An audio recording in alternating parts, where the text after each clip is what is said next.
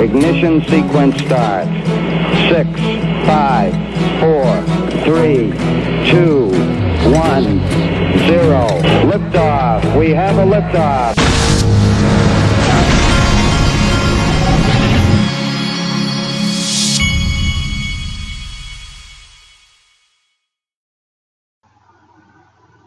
Hey everybody, this is the Digital Asset Investor.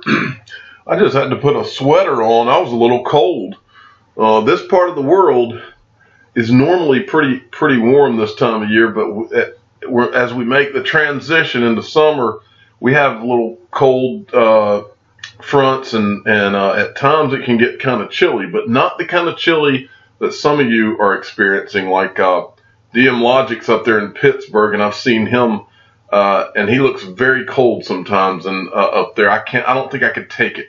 But anyway, let's get this started. At Web Surfology, Web Surfer sent me this. This is Japan approves 2 new crypto exchanges, 140 more interested. I wonder why they would have that many people interested in opening crypto exchanges. But it says, let's see. Japanese Financial Services Agency approved the applications for two new cryptocurrency exchanges this week. One from Rakuten Wallet Company and the other from Decurit Company Ltd. The FSA exclusively told newsbitcoin.com the number of entities which have expressed interest in the market entry as a virtual currency operators in Japan, including preliminary consultation inquiries regarding registration, is more than 140 since last March. Japan, listen folks, Japan and Asia, that is where a lot of this is going to rise up. That in the past, that's where these markets have risen up when we hit bull runs. Don't be surprised if you see a lot of it coming out of Japan. But this is interesting just to show you adoption going on. Okay, next, from Stewart XRP, this is at Stewart_XRP. Former Ripple employee Bob Way live Q&A with Alex Cobb answering Love for Crypto's question. And if you don't follow these guys, Alex Cobb's a definite follow, at Alex Cobb, and then, or at Alex Cobb _. And then Love for Crypto also, at Love for Crypto 17. Definite follows. Both of them have YouTube channels that you should go and subscribe to as well. It says, in the future, what's your take on XRP, any other digital asset becoming a global reserve currency? Now, folks, I haven't gone through the entire Bob Way interview, but I'm going to do that today because I think the things that get me excited are different from some of the things that get others excited. I am not as interested in, I've studied enough what the technology of XRP is and what Ripple is doing.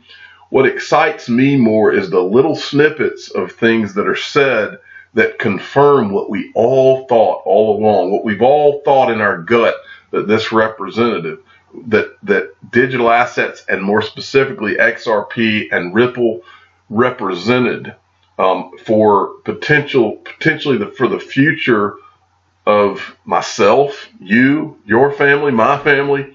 Those are the things that really excite me, and there's a lot of things he said that should excite you. But this particular one was a pretty big bomb that he set off to me.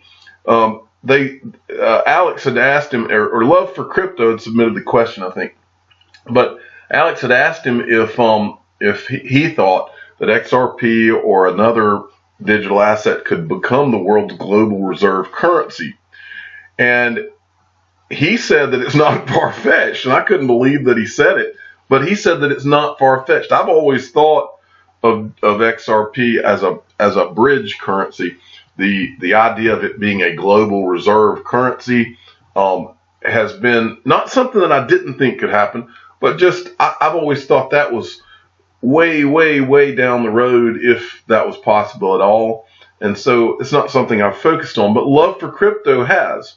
But in this video, he and Alex Cobb, they both say to themselves, well, if there was going to be a digital asset that this could happen with, what other digital asset, what other company is working on a use case for a digital asset and is actually meeting with central banks. There is none. There's no one else that is even close to working on some of the type level deals and the level of players that Ripple is. It's just not even close. That's why I always say to you, occasionally I'll talk about other digital assets on this channel, but there's nothing, not any digital asset in the ballpark as what XRP represents and what Ripple represents. It's not even in the ballpark. But I was blown away by what he said here. And I also want to finish this up by agreeing here. This is Stewart XRP at Stewart_XRP as well. It says, Bob Way, if you have some spare time, it would be epic if Love for Crypto could do an interview with you. Thanks. And I agree. And I'll tell you why. Love for Crypto, like I just said, Love for Crypto has been one of the ones that's been carrying that torch about how he believes XRP could be a global reserve currency. And so I believe he deserves to get a shot at having an interview with Bob Way. That was one of the better things that came out of that interview was the answer to that question. And so I believe he deserves it. So Bob Way, if you're listening, give the guy a chance. He's a very aggressive guy, and he says what he thinks, but he's a good guy. And so I've actually messaged with Love for Crypto a few times, as I recall. There are so many people in this community that have really added to especially helped people through this bear market and have never given up. And I have respect for all of them who have hung in there during this bear market and have not given up. I've seen many people disappear. I've seen many people go negative, but not Love for Crypto and not Alex Cobb. And I have utmost respect for all of them because ultimately that's what I teach my sons about life every day is never give up. Once you know you're on something and you got a good thing, never give up. Stick with it. Don't let anyone or anything stop you from what you're doing. And Love for Crypto has been there. And so, Bob Way, give him a shot. Okay, next, and this is another thing that Bob Way brought up in that interview that I wanted to talk about for a minute, and that is this article right here. Bob Way mentioned that he really didn't like it when this article came out. Ripple's Chris Larsen, meet the richest person in cryptocurrency. Now I remember this is right when the bull market started to spin out of control. It was after CoinMarketCap had dropped XRP from the price, the Korean prices. They had dropped. They didn't figure in the higher Korean prices into the calculation of XRP's price. You saw a lot of different things that, in my opinion, were a concerted effort to take XRP's price down. And because at the time, as I recall, XRP was appreciating 10 times faster than the Bitcoins and the others. And the reason is the same reason you and I are here. It's the greatest digital asset ever created. It's the only one that has a real shot at conquering the world, and everybody knows it. And it really makes a lot of these people mad. Well, Bob Way brought this article up. He did not bring up the writer of the article, but I will. The writer of the article, in my opinion, did this intentionally. She knew that Laura Shin is an anti-XRP person, and I can show you tons of proof of that. She intentionally wrote this article knowing that it wouldn't sit well with the powers that be. In my opinion, Bob Way said that when he saw this article, he immediately saw this as the ultimate sell signal. When they're writing things like this, you can see how people could be rubbed the wrong way really quickly about this. But what he also said is the other thing I want to mention to you. He said that the banks saw this, and he said, and I'm not saying word for word, but he was basically saying in so many words, kind of what we've been talking about for months now, which is that the banks during that bull run, during this type of article, the banks, what do banks care about more than anything? They care about money. What does Wall Street care about more than anything? Making money. And all of a sudden, many of them, probably for the first time out of nowhere, said, who's this Chris Larsen guy? This guy's this rich off of crypto? Who is this guy? How can we get in that game? And I'm telling you, as I sit here, everything in my gut has screamed to me since this time, since the bull market, and then as we've gone through the bear market. These Wall Street guys, I know them like the back of my hand. These guys are, all they care about is making money. And these guys, when that bull run happened, that was their signal that, hey, this thing is going to be for real. Before then, they laughed at it. It was for criminals. It was for this. It was for that. And it wasn't real. When they saw this article in conjunction with the bull run up, this is when it became real. And what did they have to do? What would you do if you were them and you controlled finance across the world? I would put a plan together. You would probably put a plan together to create a situation where you could harness this market and control it and bring it down some so that you could get in and you could make some Chris Larson money. That's what you would do if you're them, especially if your God is money. That's what you would do. And I've always believed that the reason this bear market was, the only reason that it was a long bear market and an extended bear market, was because those powers that be, they don't mind Chris Larson becoming a rich man off of this, but they want to be rich off of it. And they saw themselves losing their opportunity. I had that same conversation with my own father, and he was sick he felt like he had lost the opportunity. This bear market has presented the greatest opportunity of 3 lifetimes for anyone who's smart enough to accumulate, because that's what those bankers have been doing. That's what those Wall Street guys have been doing. The evidence has been everywhere. They've been telling you that they've been doing this, but they've been doing it over the counter so that you couldn't see it, because they're not ready for those retail people who they're really going to make their money off of to come in yet. Now they're ready, I believe. I believe you're starting to see the seeds of the fact that they're ready. Okay, but I wanted to show you before I leave this, the woman that wrote this, and make no mistake, this was done intentional. Make no mistake. This woman is as anti-XRP as anybody I've seen on Twitter and in the media. This is just a tweet from back in May 8th. May 8th, he's tweeting what she tweeted. A must listen to episode on XRP, the 3rd largest crypto by market cap. We go over whether or not it plays an essential role in Ripple's products, why banks are unlikely to adopt it, and why it is centralized. That's her tweet right there. The same woman who's trying to pretend like she's writing some article about Ripple and Chris Larson that is neutral is obviously against XRP. And this is not the first time. This woman has been all over Twitter. And it's also not a coincidence that she's from Forbes. Remember, we've talked, these are all contributors. There's about 5 or 6 contributors who have been pounding anti-Ripple and XRP things over the course of the last few months. These people have an agenda, and they're paid to write articles. Don't forget that. They're paid to write articles, but they don't have to tell you who's paying them. That's the interesting part of it.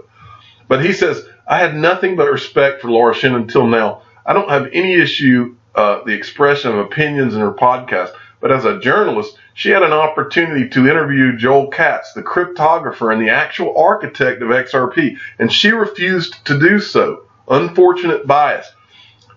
David, I've watched so many interviews, not just with David Schwartz, but with everybody from Ripple. And I have never seen anyone at the end of a conversation or end of a debate with these guys that came anywhere close to being able to outdo these guys in a conversation / debate on the topic of Ripple or XRP. No one, not one time. And I've watched for it. That's the reason I'm here. That's the reason you're here. Okay, moving along. C3 Nick sent this. Compliance officers, this is an article that he's tweeting. Compliance officers wary of switch to Wild West crypto sector. The companies are especially keen to poach executives like Horowitz, who have spent years. Horowitz is someone who was hired as the compliance officer at Coinbase, I believe. Spent years in legal and compliance divisions, but convincing them is not easy. Well, that goes, let me read his final comment. They say that cryptocurrency companies often lack the experience and rigor needed to run a financial company. This is interesting since the established players are moving in now, giving it more legitimacy, additionally efforts by NASDAQ, etc. Well, of course, the initial thought pattern is going to be, it's never, when you leave a big established company, it's never going to be some comfortable thing for anybody in a traditional role with a large established company. But guess what? The money is not made with the large established company. The money is made by taking risks, especially the calculated risks. Well, I think that with every passing day, crypto becomes less of a calculated risk. We were right all along. We've been right. We're right now. And you can see it, as I keep saying, you can see it all around you, how right we have been and are, and how right we are going to be. And I can tell you, we're going to be so right. And I keep seeing, what I'm seeing now is a lot more bullish than what I was seeing even 2 or 3 weeks ago. The things that I'm seeing in the market and the articles and the comments, the charts, you name it. Okay.